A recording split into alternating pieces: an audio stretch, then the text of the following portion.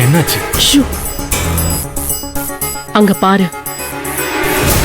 ஈஸ்வரி, எங்க பையன் பண்ணது தப்புதான். அவனுக்காக நாங்க உங்ககிட்ட மன்னிப்பு கேட்டுக்கிறோம். அவனை எதுவும் தண்டிச்சிடாத ஈஸ்வரி. ஈஸ்வரி, நீ சொன்ன மாதிரி நானும் துர்காவும் அபிய நல்லபடியா பாத்துக்கிறோம். கதிர அபி கிட்ட அன்பாவும் பாசமாவும் இருக்க சொல்லி கண்டிச்சு வைக்கிறோம்.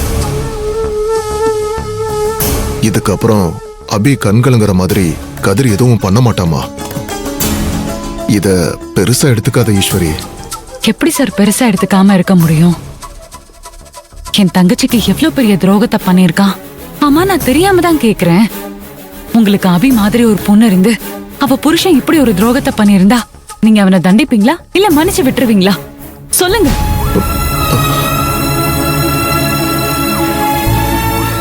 என் தங்கச்சி அபி இருக்காளே, அவ ஒரு தெய்வ குழந்தை சார். தெய்வம் பேசாத மாதிரி என் தங்கச்சியும் பேச மாட்டா. அவ மனசுல இருக்கிறது வெளியில அவளால சொல்லவே முடியாது. தன்னோட கஷ்டம், கவலை, பிரச்சனை இது எதையுமே அவளால வாய் விட்டு சொல்ல முடியாது.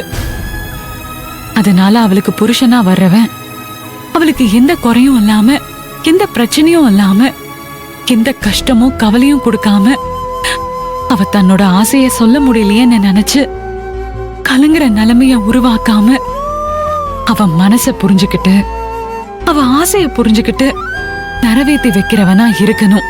தன்னால பேச முடியாதுங்கிற குறையே அவ மறந்து போற அளவுக்கு அவளை சந்தோஷமா பாத்துக்கிறவனா இருக்கணும். இதுதான் என் மீனாட்சியும் சண்முகமும் ஆசைப்பட்டாங்க.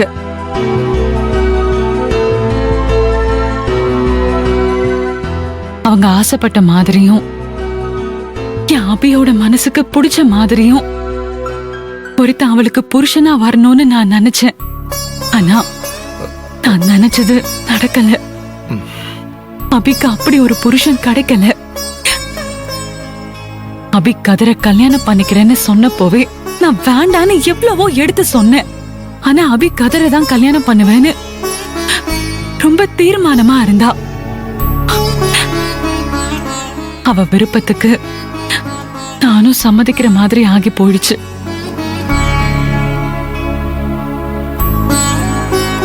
அபி கதிர கல்யாணம் பண்ணிக்கிட்டா கதிர் தப்பானவனா இருந்தாலும் கல்யாணத்துக்கு அப்புறம் அபிய நல்லபடியா பாத்துக்கிட்டா போதும் நினைச்சேன். ஆனா அபி அவன் சித்திரவதை பண்ணான். ஆனா அப்பவும் அபி அவனை காட்டி கொடுக்கல. கதிர் டார்ச்சர் பண்ண ஒவ்வொரு தடவையும் கதிர அபி என்கிட்ட இருந்து காப்பாத்திட்டு தான் இருந்தா. அபியாலதான் நான் கதிரை விட்டு வச்சிருந்தேன்.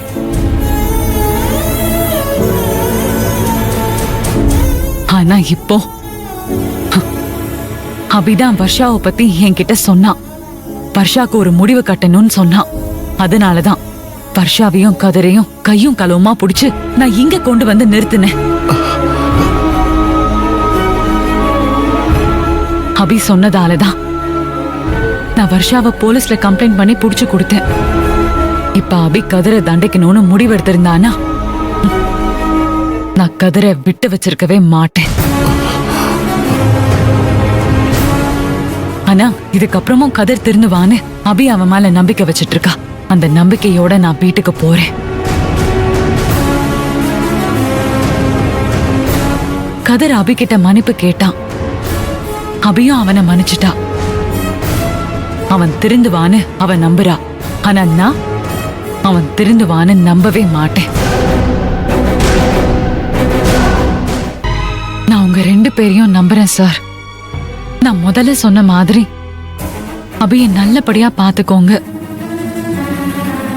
ஒருவேளை உங்களையும் மீறி நீங்க சொல்றதையும் கேட்காம கதிர் அபிய ஏதாவது டார்ச்சர் பண்ண ஆரம்பிச்சானா அதுக்கப்புறம் அபியே தடுத்தாலும் கதிரை நான் விட மாட்டேன்.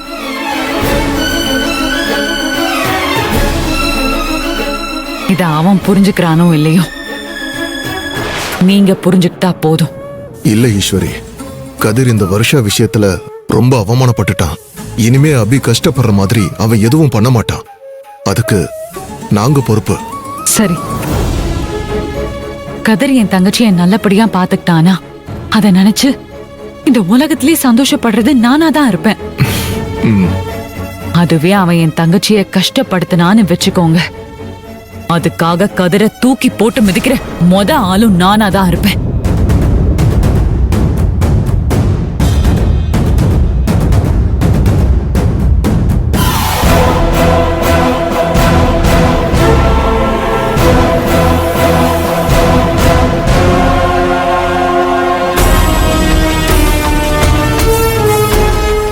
நான் எப்படி இருக்கணும், என்ன பண்ணணும்ங்கறத உங்க பையன் கதிர் தான் முடிவு பண்ணணும்.